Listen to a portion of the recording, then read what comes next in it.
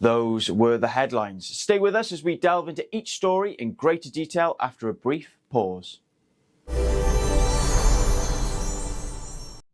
अपने किसानों का हित सर्वोच्च प्राथमिकता है. Indian Prime Minister Narendra Modi said he will not compromise the interests of the country's farmers, even if he has to pay a heavy price for it. In his first comments after US President Trump's salvo of a 50% tariff on Indian goods. Trump announced an additional 25% tariff on the South Asian nation on Thursday, taking the total levy on Indian goods being exported to the US to 50%, among the highest levied on any US trading partner. Modi said, "For us, our farmers' welfare is supreme. India will never compromise on the well-being of its farmers, dairy sector and fishermen, and I know personally I will have to pay a heavy price for it." US President Donald Trump's higher tariff rates of 10% to 50% on dozens of trading partners kicked in on Thursday, testing his strategy for shrinking US trade deficits without massive disruptions to global supply chains, higher inflation, and stiff retaliation from trading partners. US Customs and Border Protection Agency began collecting the higher tariffs after weeks of suspense over Trump's final tariff rates and frantic negotiations with major trading partners that sought to lower them. President Donald Trump also said the United States will impose a tariff of about 100% on imports of semiconductors, but offered up a big exemption. It will not apply to companies that are manufacturing in the US or have committed to do so. US President Donald Trump could meet Russian President Vladimir Putin as soon as next week, a White House official said. Donald Trump said there's a good chance that there will be a meeting very soon. White House Press Secretary Karoline Leavitt said the Russians expressed their desire to meet with President Trump, and the president is open to meeting with both President Putin and President Zelensky. The diplomatic maneuvers come 2 days before a deadline set by Trump for Russia to agree to peace in Ukraine or face new sanctions.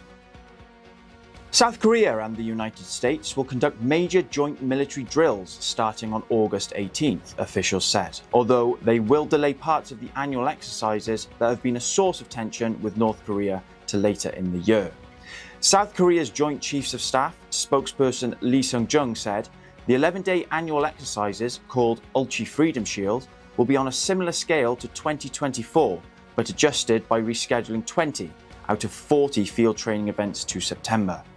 The Allies agreed to reschedule some parts of the drill to next month over factors including ensuring training conditions during extreme heat and maintaining a balanced combined defence posture year-round. As US tariffs on Brazilian goods jumped to 50%, Brazil's President Luiz Inácio Lula da Silva said that he saw no room for direct talks now with US President Donald Trump that would likely be a humiliation. Brazil is not about to announce reciprocal tariffs, nor will his government give up on cabinet-level talks. Despite Brazil's exports facing one of the highest tariffs imposed by Trump, the US trade barriers look unlikely to derail Latin America's largest economy, giving Lula more room to stand his ground against Trump than most Western leaders. French President Emmanuel Macron has asked his government to tighten visa requirements on Algerian diplomats as a dispute about deportation of Algerian nationals escalates. Macron said the growing difficulties that France is encountering in terms of migration and security with Algeria required a tougher stance against the former French colony.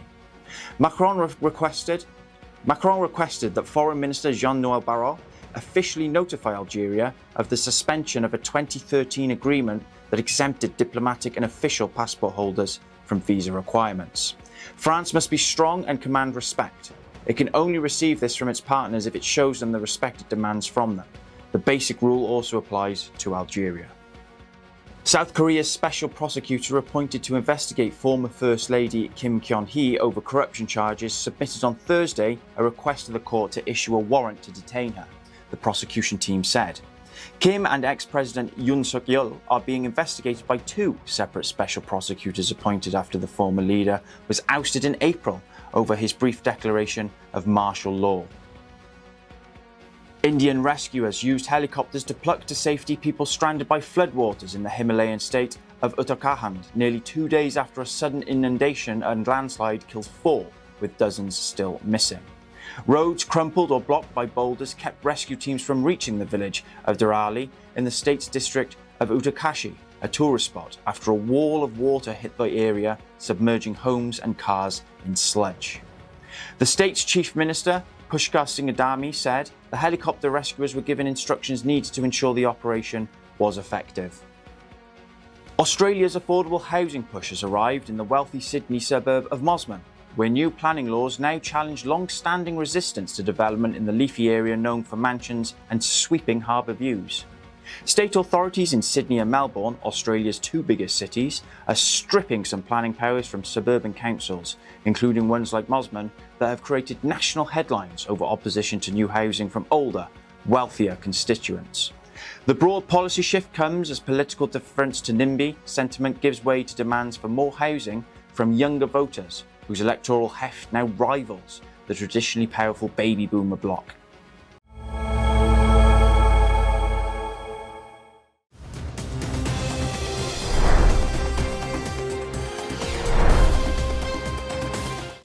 Hello and welcome to the Ocean News. My name is Rory and I am live from London studio. We bring you the latest developments from around the globe, alongside in-depth coverage of the stories. Let's dive right into the headlines.